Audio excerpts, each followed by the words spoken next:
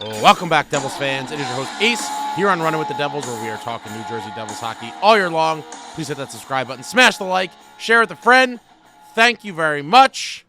And last night, the New Jersey Devils headed to Raleigh, North Carolina for the second game of a back-to-back home-and-home special against the Carolina Hurricanes.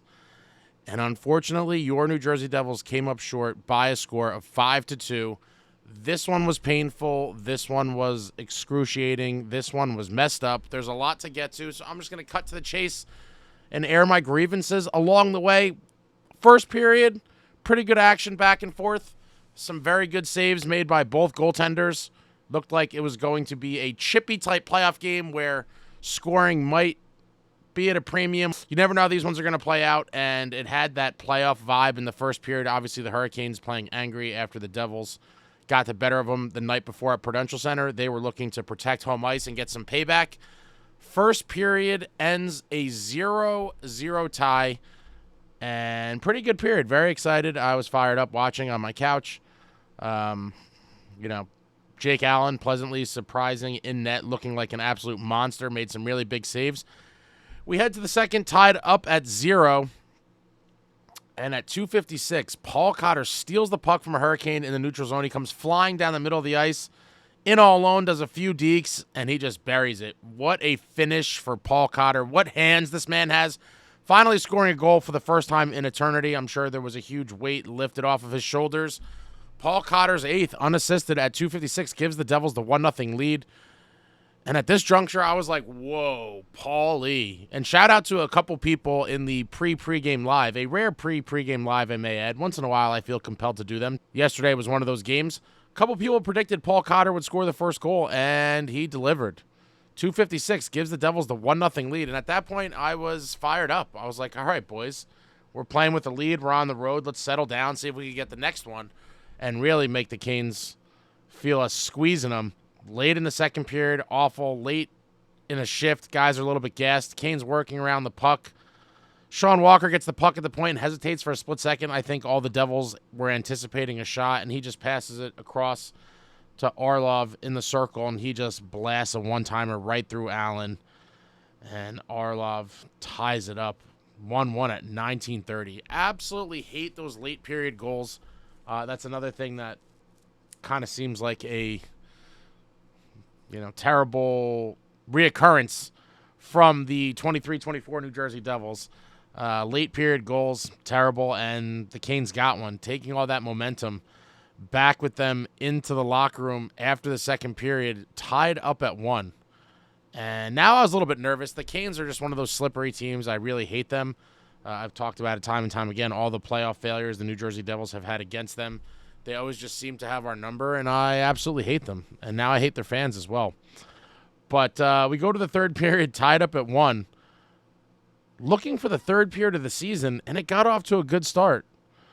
Devils win an offensive zone faceoff. Puck gets to the point. Dougie passes it down low to Brad, and Bratter just turns on the Jets, does a little spin move, and cuts really hard right to the net. Gets a pass across the crease to Palat for an easy tap-in for Ondrej Palat. Palat's 8th of the season at 1:05 of the third, giving the Devils a 2-1 lead, assisted by Bratt and Hamilton. And what an effort by Jesper Bratt. I mean, just the awareness to just immediately start cutting towards that net super hard, knowing that Palat was there on the other side and gets it across to him. Bang, back of the net. Devils up 2-1. And unfortunately, it was super short-lived. And this is another painful one. It's just, oh, God, it really hurt. Devils failed to clear. Roslovic backhands a pass across to Aho. He skates towards the net and lets go a pretty lame wrister from the circle, and it just goes right through Allen.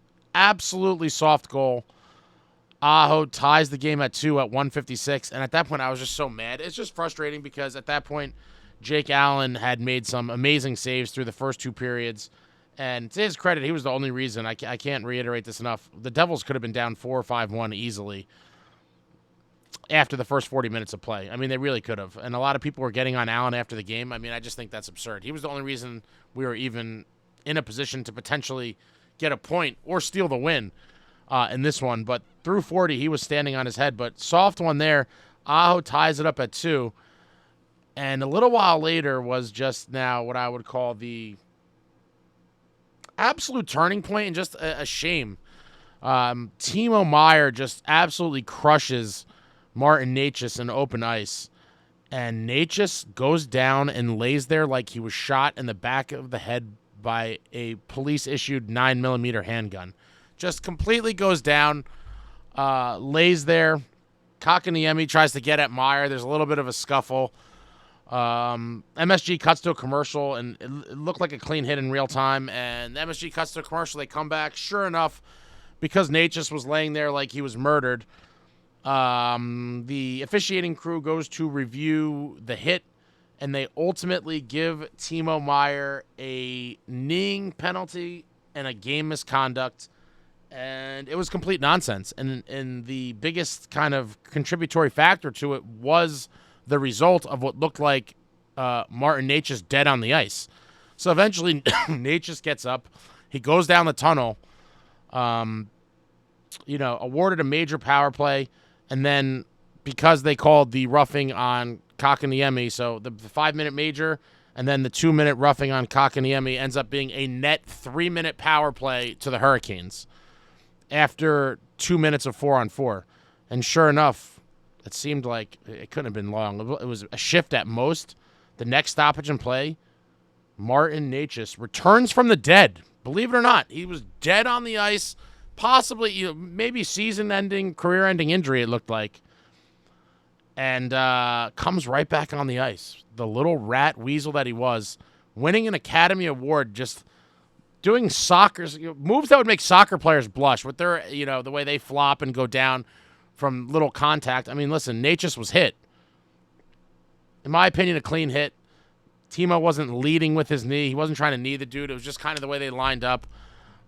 Complete nonsense, but Necas really sells it, and he's a weasel for that, and I hope that other players tell him that that's frowned upon. I mean, there's no room for that in our beautiful game. That is for the soccer guys, and, complete nonsense to do that. And so he pops right back up. He ends up playing the majority of the power play, I believe, and it's just a nauseating feeling. I mean, the major, again, was largely called because of Necas laying there like he was shot. I mean, that's the reality. If he just went down like a normal guy and then popped back up and, labored to the bench because he got rocked, I don't know that there would have been any penalty called, and I don't think there should have been. I do think it was a clean hit.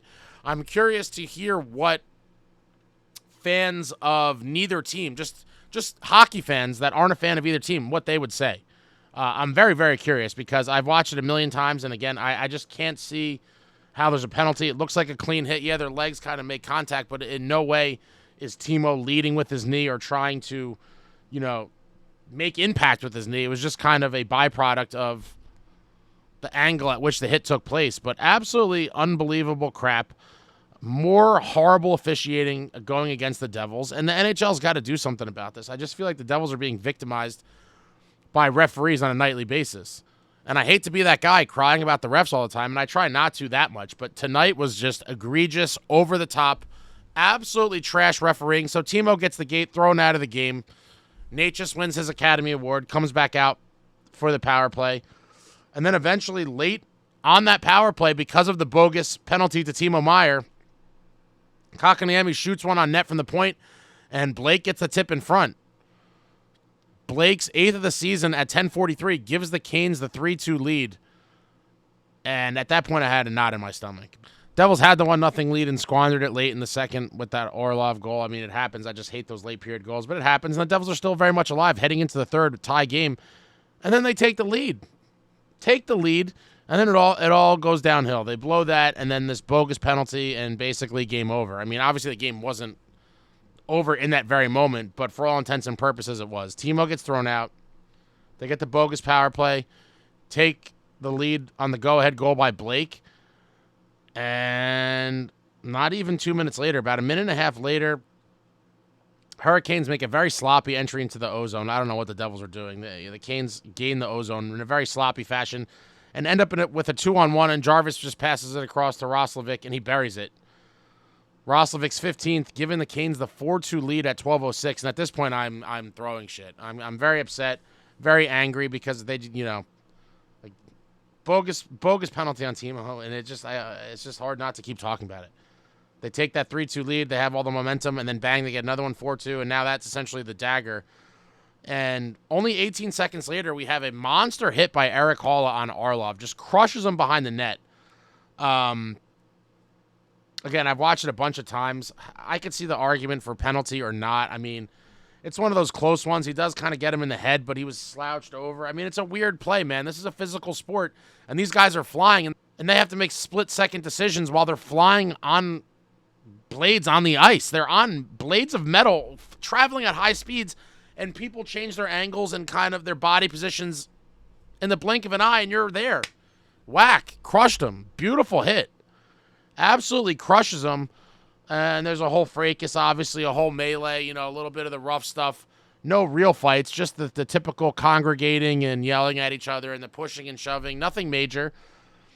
And then after the refs kind of get it all calmed down and all broken up, a good while after it's all broken up and they're trying to sort out the penalties, Hall is getting escorted to the penalty box, and Orlov comes out of nowhere and just gang tackles him, just spears him out of nowhere. I mean, if a New Jersey Devil player did this, they would 100% be thrown out of the game, if not charges filed with the local police department. I mean, I couldn't believe it. And listen, it's hockey. I'm not like sitting here talking about like, oh, the guy's a terrible human being and blah, blah, blah. I'm just aggravated that he was able to do that and get away with it, essentially. So after the whole thing, Haula lays the hit. They don't call a penalty on the hit. The little melee ensues. And the net result of the whole incident is Eric Haula getting a roughing and Orlov getting a roughing. And somehow the New Jersey Devils, down 2 goals with about 8 minutes left at this juncture of the game, do not end up on a power play. I, for the life of me, cannot comprehend in any situation where that plays out the way it did and we do not end up on a power play. Completely ludicrous. The officiating crew had it in for your New Jersey Devils. They wanted nothing to do with the Devils even attempting to sniff a comeback because, with 8 minutes left going on the power play, we could have got one and breathed some life back into the squad. But somehow, some way, we do not get a power play there. I mean, it's crazy the way it's all broken up and Orlov just tackles him. It's wild. Completely wild. I could not believe it, but I predicted it. Was texting a bunch of my buddies in real time while it was happening, big Devils fans, and I was like, we're not going to have a power play here. We're not going to get a power play, and sure enough, we don't. And the audacity of Rod Brindamore, by the way. I mean, the camera pans to Rod Brindamore, and he's on the bench, and he's looking furious, yelling at the refs that it's even strength. It looked like he was expecting for the Canes to be on a power play. I mean, are you friggin' kidding me? The absolute gall of this man after Orlov just tackles Haula out of nowhere after the play's long done. And then Brindamore expecting to be on the power play. I mean, talk about entitlement. Horrible. No explanation for it. Absolutely atrocious. And then at 16:38, Roslovic gets another one on the empty net, giving Carolina the 5-2 lead. That is how the game would end. And your New Jersey Devils were completely robbed. And again, I hate being that guy. I've complained about officiating in other games that, poor calls or non-calls contributed to a Devils loss. This one feels very different because I'm straight up saying the refs stole this game from us. There's a difference between calls not going your way or missed calls kind of hurting your chances of winning, but this one was straight stolen. To call that nonsense penalty on Timo in the third period in a tie game, which is being contested very tightly, playoff-type game, to call that there, it just gave him the game. And, they got the go-ahead goal on that power play. They got another quick one after that, and then completely snuffed any chance of life the Devils could have had by failing to rightfully give them a power play after the whole Haula Orlov thing. I mean, completely wild.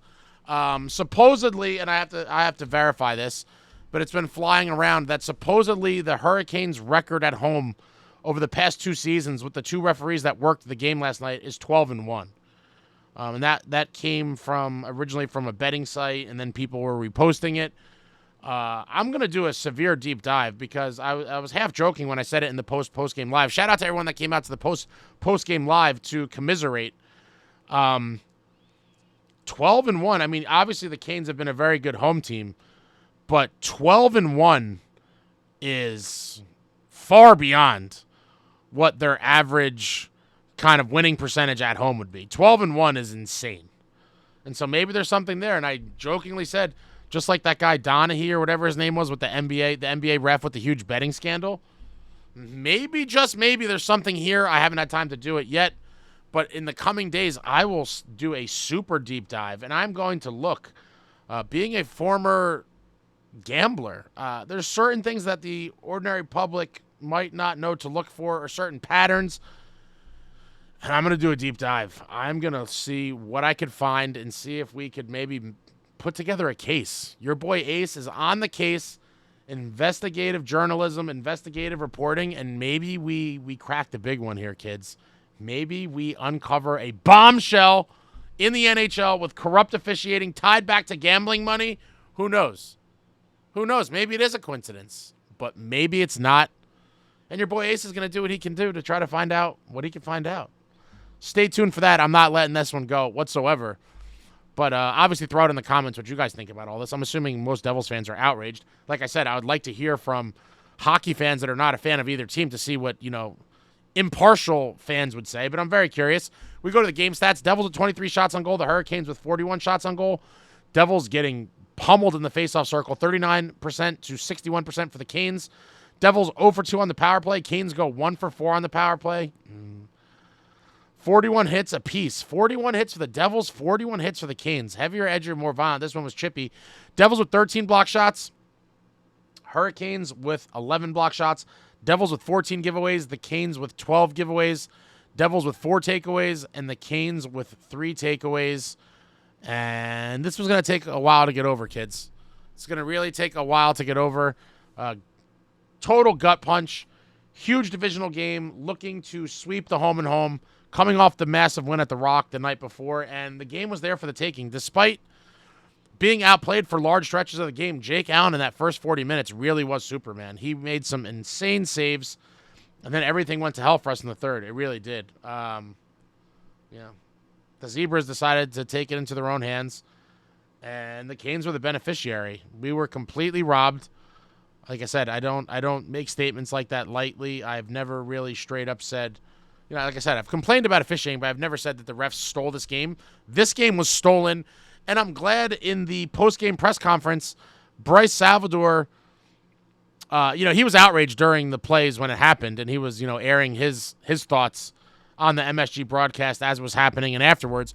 But when he was talking to Sheldon Keefe, the general, after the game, he kind of queued it up for Sheldon Keefe to basically take his shots at the officiating crew without flat out saying, this referee crew sucks. He said something along the lines of, laying on the ice has its benefits, I suppose, or something like that, meaning, Nate just laid on the ice, and it obviously led to them getting rewarded with the 5-minute power play.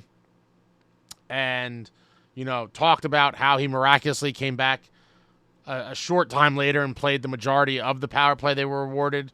So, again, just, poking fun at the situation of, this guy basically acted and was rewarded for his acting, which is complete nonsense. And he also voiced his displeasure with the Haula situation as well. Haula was straight up mugged, tackled out of nowhere. How we don't end up with a power play after all that, completely wild. I was hoping for Keefe to just completely lambaste the refs and gladly pay the fine. I think sometimes coaches have to do that. But I think he was very aware of trying to, give his thoughts on the matter without being fined. But it was pretty obvious. Not much deciphering to do there. When you heard his comments, he clearly was taking shots at the officiating crew, and rightfully so. That was complete nonsense, and I'm pissed. And I wish the NHL would look at some of these games, and there should be disciplinary action for crews that just make bad calls. I mean, that was terrible. Completely terrible, but again, nice to see Cotter get back in the goal column. Great first 2 periods for Jake Allen. I would say the third period wasn't too good, but I mean, we could have been down 5-6-1 if it wasn't for him through the first 2 periods, like I said earlier. Jake Allen is stud through the first 2.